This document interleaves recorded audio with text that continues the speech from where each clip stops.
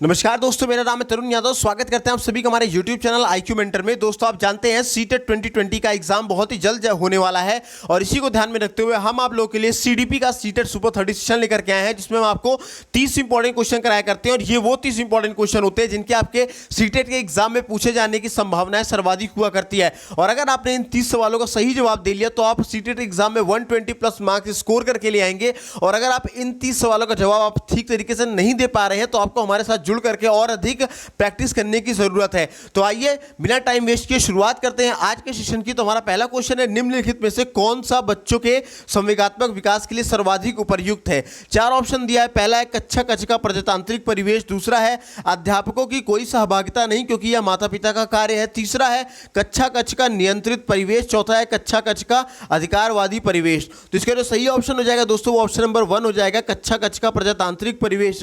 क्योंकि दोस्तों किसी भी बालक के संवेगात्मक विकास की अगर हम बात करें तो संवेगात्मक विकास का मतलब ही होता है कि बालक के अंदर वो संवेगात्मक विकास कैसे हो रहा है, किन कारणों से प्रभावित हो रहा है, या बालक पर संवेग का प्रभाव किस प्रकार से पड़ रहा है। ठीक है, तो मतलब हम ये कह सकते हैं कि जो कक्षा कक्ष का जो प्रजातांत्रिक परिवेश हुआ करता है इसमें बालक के संवेगात्मक विकास के लिए ये सर्वाधिक उपयुक्त हुआ करता है, इसलिए ऑप्शन नंबर 1 जो हो जाएगा दोस्तों आपका सही जवाब हो जाएगा। देन हमारा नेक्स्ट क्वेश्चन कहता है कि निम्नलिखित में से कौन सा एक उपयुक्त रचनात्मक कार्य आकलन नहीं है? तो 4 ऑप्शन है दोस्तों, खुले अंत वाले प्रश्न, दूसरा है परियोजना, तीसरा है अवलोकन, चौथा है विद्यार्थियों की योग्यता क्रम को निर्धारित करना। तो ऑप्शन नंबर 4 जो जाएगा दोस्तों ये क्या हो जाएगा, ये रचनात्मक आकलन का कार्य नहीं हुआ करता है। किसी भी विद्यार्थियों की योग्यता का क्रम हमें निर्धारित नहीं करना चाहिए, क्योंकि दोस्तों विद्यार्थियों के क्रम योग्यता क्रम का निर्धारित करना दोस्तों इससे क्या हो जाएगा कि अध्ययन में जो बालक जब अध्ययन कर रहे होंगे तो अध्ययन में उनके अंदर एक हीन भावना पैदा हो सकती है, तो वो और हीन भावना पैदा होगी तो वो पढ़ाई से दूर हो सकते हैं। इसलिए ऑप्शन नंबर जो 4 हो जाएगा वो आपका सही आंसर हो जाएगा। देन हमारा नेक्स्ट क्वेश्चन कहता है, एक प्रभावशाली अध्यापिका होने के लिए यह महत्वपूर्ण है। 4 ऑप्शन दिया गया है, पुस्तक से उत्तरों को लिखने पर बल देना, दूसरा है समूह गतिविधि के बजाय व्यक्तिगत अधिगम पर ध्यान देना, तीसरा है दोस्तों हमारा विद्यार्थियों के द्वारा प्रश्न पूछने का कारण उत्पन्न व्यवधान की अनदेखी करना, चौथा है प्रत्येक बच्चे के संपर्क में रहना। तो दोस्तों इसमें ऑप्शन नंबर जो 4 है हो जाएगा वो आपका सही जवाब हो जाएगा। प्रत्येक बच्चे के संपर्क में रहना एक प्रभावशाली अध्यापिका होने का काम हुआ करता है या महत्वपूर्ण कार्य हुआ करता है, क्योंकि दोस्तों जो आज एक शिक्षक है, शिक्षक की भूमिका में बहुत बड़ा बदलाव आ चुका है। अब उसकी भूमिका ज्ञान के स्रोत के स्थान पे दोस्तों एक सहायक की अब हो चुकी है। इसलिए क्या कह सकते हैं हम कि जो शैक्षिक लक्ष्य हमारे इसकी पूर्ति के लिए प्रत्येक बच्चे के संपर्क में रहना बहुत ज्यादा अनिवार्य हो जाया करता है, इसलिए ऑप्शन नंबर 4 आपका सही जवाब हो जाता है। देन हमारा नेक्स्ट क्वेश्चन कहता है, बच्चों के अधिगम को सुगम बनाने के लिए अध्यापकों को एक अच्छे कक्षाई परिवेश का सृजन करने की आवश्यकता होती है। इस प्रकार के अधिगम परिवेश का सृजन करने के लिए नीचे दिए गए कथनों में से कौन सा सही नहीं है? 4 ऑप्शन दिया गया है, बच्चों के प्रयासों की स्वीकृति, दूसरा है अध्यापकों के अनुसार कार्य करना, तीसरा है बच्चों को स्वीकार करना, चौथा है अध्यापक का सकारात्मक रुख। तो इसमें जो ऑप्शन नंबर दोस्तों सेकंड है अध्यापकों के अनुसार कार्य करना, ये कथन दोस्तों आपका सही नहीं हुआ करता है, क्योंकि दोस्तों जब बच्चे फ्री होकर के क्या होकर के फ्री होकर यानी कि स्वतंत्र होकर जब कोई चीज सीखते हैं तो वो उसे और बेहतर तरीके से सीख सकते हैं। इसीलिए क्या होता है कि एक अच्छे कक्षे का जो परिवेश है, मतलब एक बेहतरीन क्लास का जो इन्वायरमेंट है, ठीक है ना, वो हमेशा कैसा होना चाहिए, फ्री होना चाहिए, बच्चों को पूरी तरह से फ्रीडम उसमें मिलनी चाहिए। ये जरूरी नहीं होता है दोस्तों कि जो बालक है वो अध्यापक के अनुसार कार्य करे, ये इंपॉर्टेंट नहीं होता है हमारे लिए, इसलिए ऑप्शन नंबर 2 जो जाएगा आपका सही जवाब हो जाएगा। देन हमारा नेक्स्ट क्वेश्चन कहता है, लड़कों एवं लड़कियों के विषय में कुछ कथन नीचे दिए गए हैं, आपके अनुसार इनमें से कौन सा कथन सही है?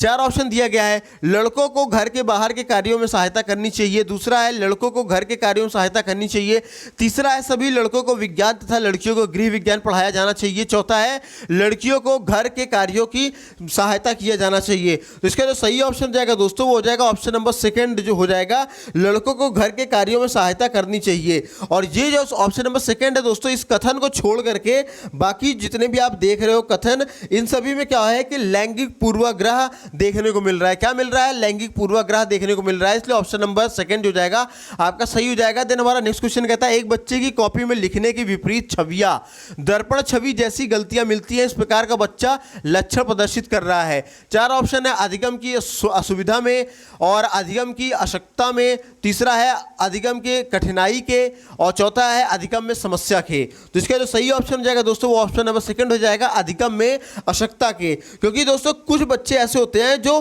पढ़ने लिखने और मौखिक अभिव्यक्ति और तर्क करने में क्या होते हैं, कठिनाई का अनुभव किया करते हैं, और उनकी इस प्रकार की जो अधिगम संबंधी समस्या होती है, इस समस्या को ही हम अधिगम में अशक्तता बोला करते हैं। क्या बोलते हैं? अशक्तता बोला करते हैं। और विपरीत छवि, दर्पण छवि, इस तरीके से अगर कोई बालक लिख रहा है तो ये क्या होगा, ये एक अधिगम अशक्तता की कमी हो सकती है, या बोल सकते हैं एक अधिगम अशक्तता का कारण हो सकता है।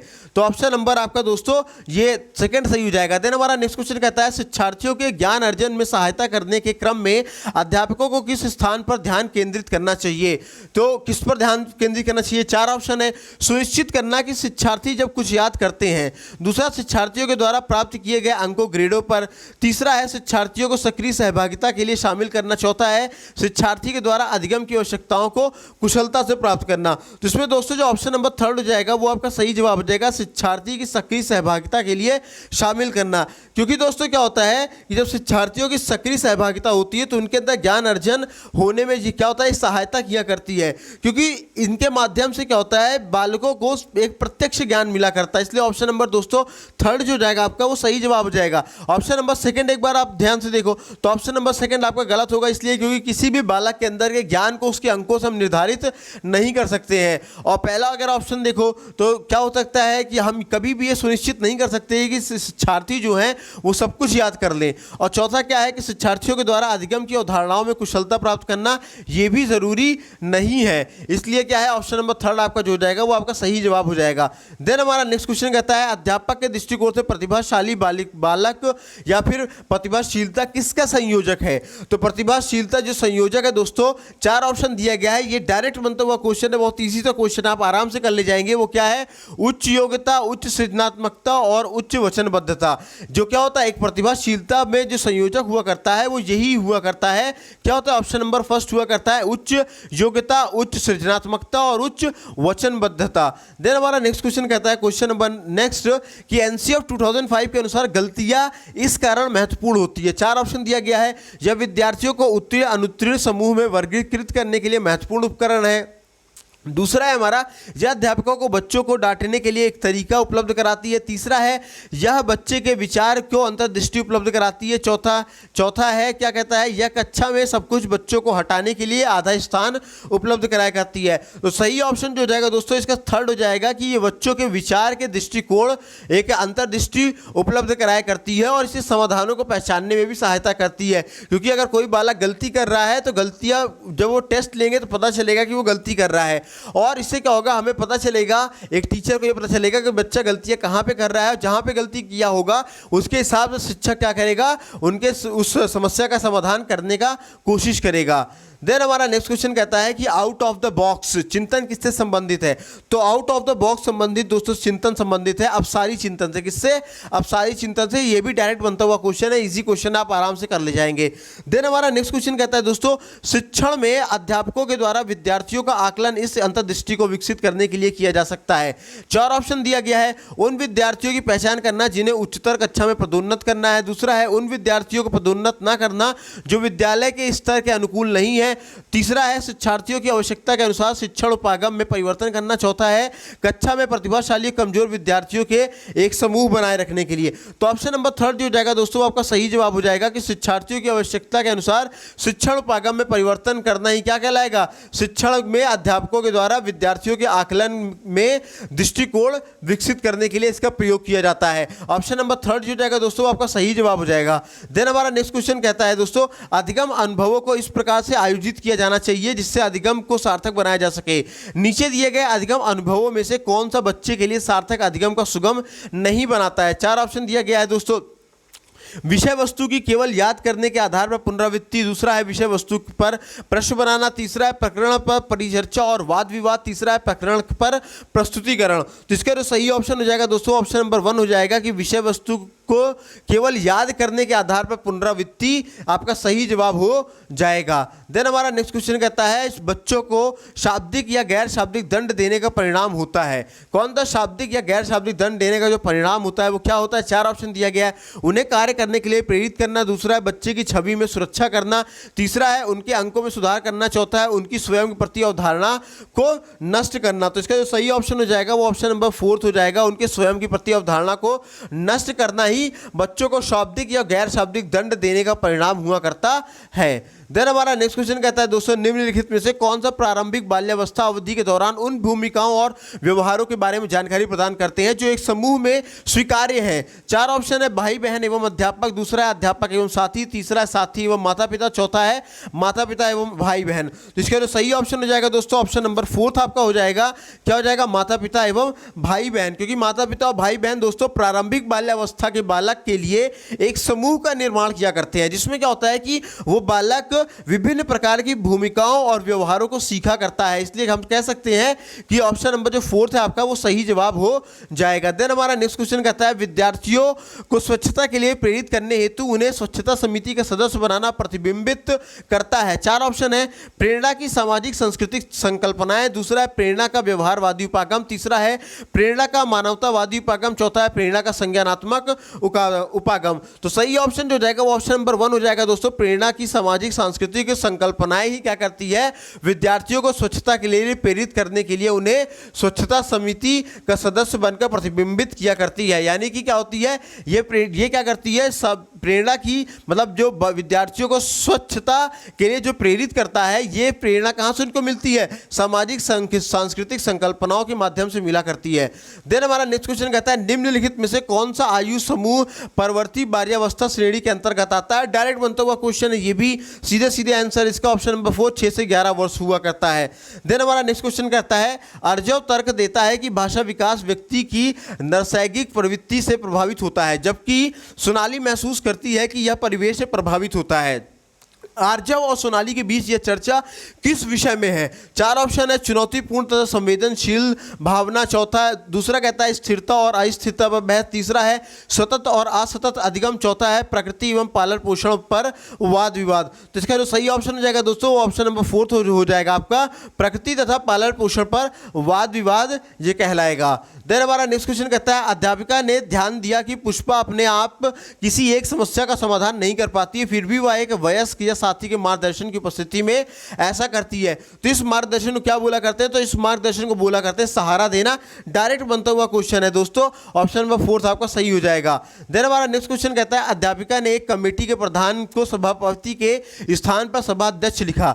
यह संकेत करता है कि अध्यापिका, 4 ऑप्शन है दोस्तों, एक अधिक उपयुक्त परिभाषित शब्द का पालन कर रही है, दूसरा है दोस्तों कि भाषा का अच्छा अधिकार रखती है, तीसरा है एक लिंग मुक्त भाषा का प्रयोग कर रही है, चौथा है लिंग पूर्वाग्रह से ग्रस्त है। तो दोस्तों जब कोई भी अध्यापिका क्या करे सभापति को सभाध्यक्ष लिख दे, क्या लिख दे? सभाध्यक्ष लिख दे, तो इसका मतलब होता है दोस्तों कि वो क्या कर रही है? वो एक लिंग मुक्त भाषा का प्रयोग दर्शा रही है। क्या कर रही है? लिंग मुक्त भाषा का प्रयोग दर्शा रही है, यानी ऑप्शन नंबर 3 जो जाएगा वो आपका सही जवाब हो जाएगा।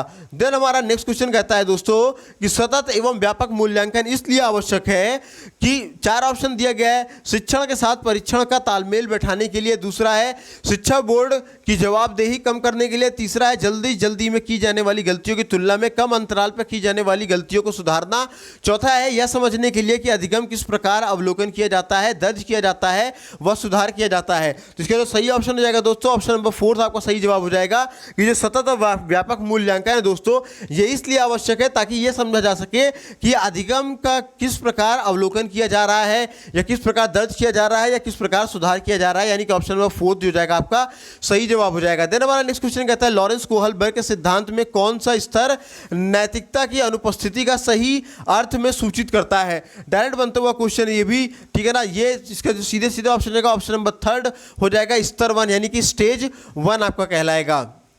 देन हमारा नेक्स्ट क्वेश्चन कहता है निम्नलिखित में से कौन सा बच्चों के समाजीकरण के प्रगतिशील मॉडल के संदर्भ में सही नहीं है। 4 ऑप्शन दिया है, समूह कार्य में सक्रिय सहभागिता तथा सामाजिक कौशलों को सीखना। दूसरा है बच्चे विद्यालय में बताई गई बातों को स्वीकार करते हैं चाहे उनकी सामाजिक पृष्ठभूमि से कुछ भी हो। तीसरा है कि कक्षा में प्रजातंत्र के लिए स्थान होना चाहिए। चौथा है समाजीकरण सामाजिक नियमों का अधिग्रहण है। समाजीकरण सामाजिक नियमों का अधिग्रहण है। तो इसका जो सही आंसर हो जाएगा दोस्तों वो हो जाएगा ऑप्शन नंबर सेकंड आपका, बच्चे विद्यालय में बताई गई बातों को स्वीकार करते हैं चाहे वो उनकी सामाजिक पृष्ठभूमि से कुछ भी हो। देन हमारा नेक्स्ट क्वेश्चन कहता है अधिगम में आकलन किस लिए आवश्यक होता है। अधिगम में आकलन किस लिए आवश्यक हुआ करता है। 4 ऑप्शन दिया गया है, ग्रेड एवं अंकों के लिए, दूसरा जांच परीक्षण के लिए, तीसरा प्रेरणा के लिए, चौथा है पृथक्करण और श्रेणीकरण के उद्देश्य को प्रोत्साहन देने के लिए। तो इसका जो सही ऑप्शन हो जाएगा दोस्तों वो हो जाएगा थर्ड ऑप्शन हो जाएगा, प्रेरणा देने के लिए। देन हमारा दोस्तों नेक्स्ट क्वेश्चन क्या कहता है कि प्रचलित योजनाओं में नई जानकारी जोड़ने को किस नाम से जाना जाता है। तो प्रचलित योजनाओं में नई जानकारी को जोड़ना दोस्तों ये कहलाता है आपके आत्मसातकरण कहलाता है। किस नाम से जानते हैं, आत्मसातकरण, यानी कि एसिमुलेशन से हम लोग क्या करते हैं इसको जाना करते हैं। देन हमारा नेक्स्ट क्वेश्चन कहता है दोस्तों कि हम सभी अपनी बुद्धि, प्रेरणा, अभिरुचि आदि के संदर्भ में भिन्न होते हैं या सिद्धांत संबंधित है। 4 ऑप्शन दिया है, व्यक्तिगत भिन्नता से, बुद्धि के सिद्धांतों से, वंशानुक्रम से, पर्यावरण से। सीधे बनता हुआ क्वेश्चन, बहुत आसान सा क्वेश्चन, आप आसानी से कर ले जाएंगे कि किसी दो लोगों में क्या होता है, समानता एक जैसी नहीं होती। दो लोगों में क्या होगा, बुद्धि, प्रेरणा, अभिरुचि, ये सब क्या होगी, अलग अलग होगी। और ये जो अलग अलग क्वालिटीज हुआ करती है इसको हम क्या बोलते हैं, व्यक्तिगत भिन्नता बोला करते हैं। ठीक है ना। तो ऑप्शन नंबर फर्स्ट हो जाएगा वो सही ऑप्शन हो जाएगा, डायरेक्ट बनता हुआ क्वेश्चन है आपका। देन हमारा नेक्स्ट क्वेश्चन कहता है वंचित समूहों के विद्यार्थियों को सामान्य विद्यार्थियों के साथ साथ पढ़ाना चाहिए, इसका अभिप्राय है। 4 ऑप्शन है, समावेशी शिक्षा, विशेष शिक्षा, एकीकृत शिक्षा या फिर अपवर्जक शिक्षा। देन हमारा नेक्स्ट क्वेश्चन कहता है, माफ कीजिएगा, इसका सही ऑप्शन हो जाएगा वो समावेशी शिक्षा हो जाएगा। क्या हो जाएगा, समावेशी शिक्षा हो जाएगा, क्योंकि जो वंचित समूह के विद्यार्थी हैं और जो समूह विद्यार्थी हैं, मतलब वंचित समूह के विद्यार्थी और सामान्य विद्यार्थी, इन दोनों क्या किया जा रहा है, एक साथ कंबाइन करके पढ़ाया जा रहा है। क्या किया जा रहा है, कंबाइन करके पढ़ाया जा रहा है। तो जब भी कंबाइन करके पढ़ाया जाएगा तो इसको हम क्या बोलेंगे, समावेशी शिक्षा बोलेंगे। क्योंकि दोस्तों समावेशी शिक्षा से तात्पर्य ही यह है कि एक ऐसी शिक्षा व्यवस्था जिससे समाज के सभी वर्गों के बच्चों को शिक्षा का मुख्य धारा से जोड़ा जा सके और उन्हें शिक्षा का समान अवसर प्रदान किया जा सके। देन हमारा नेक्स्ट क्वेश्चन कहता है कि कोई भी नाराज हो सकता है, यह आसान है परंतु एक सही व्यक्ति के ऊपर सही मात्रा में, सही समय पर, सही उद्देश्य के लिए सही तरीके से नाराज होना आसान नहीं है। यह संबंधित है। 4 ऑप्शन है, संवेगात्मक विकास है, सामाजिक विकास है, संज्ञानात्मक विकास है, शारीरिक विकास है। तो इसका जो सही ऑप्शन हो जाएगा दोस्तों ये संबंधित होगा दोस्तों संवेगात्मक विकास है। किससे, संवेगात्मक विकास से। देन हमारा नेक्स्ट क्वेश्चन कहता है विकृत लिखावट से संबंधित लिखने की योग्यता में कमी किसका लक्षण है। तो दोस्तों बात किसकी की जा रही है, लिखावट की बात की जा रही है। तो जब भी कभी ध्यान रखिएगा लिखावट की बात की जाए तो लिखावट क्या होती है, ग्राफिकल हुआ करती है, इसलिए इसको हम क्या बोलते हैं, डिस्ग्राफिया बोला करते हैं। क्या बोलते हैं, डिस्ग्राफिया बोलते हैं। ये आसान सा क्वेश्चन है। जब भी क्या होगी, लिखावट में विकृति मिलेगी तो वहाँ पे डिस्ग्राफिया बनेगा। डिस्ग्राफिया में लिखने से संबंधित क्या होती है, अशक्तता हुआ करती है और इसमें बच्चा ठीक से लिख नहीं पाता है, या फिर क्या होगा, उसकी लिखावट ठीक नहीं होगी, उसकी राइटिंग ठीक नहीं होगी। देन हमारा नेक्स्ट क्वेश्चन कहता है पियाजे के सिद्धांत के अनुसार निम्नलिखित में से कौन सा व्यक्ति के संज्ञानात्मक विकास को प्रभावित नहीं करेगा। 4 ऑप्शन है, भाषा, परिपक्वन, सामाजिक अनुभव और क्रियाकलाप। तो इसका जो सही ऑप्शन हो जाएगा दोस्तों वो सही ऑप्शन होगा ऑप्शन नंबर सेकंड, यानी सामाजिक अनुभव। क्योंकि पियाजे के संज्ञानात्मक विकास में दोस्तों बच्चों के सीखने और सूचनाएं एकत्रित करने के तरीके जो होते हैं, जिसमें वृद्धि, प्रत्यक्षीकरण, परिपक्वन, क्रियाकलाप, भाषा चिंतन, स्मरण शक्ति और तर्क, ये सभी चीजें क्या होती हैं, शामिल हुआ करती है। इसीलिए हम कह सकते हैं कि ऑप्शन नंबर सेकंड यानी सामाजिक अनुभव आपका सही आंसर हो जाएगा। देन हमारा आज के सेशन का अंतिम क्वेश्चन कहता है कि इनमें से कौन सा त्रितंत्री सिद्धांत में व्यवहारिक बुद्धि का अभिप्राय नहीं है। त्रितंत्री की बात की जा रही है, ध्यान रखिएगा।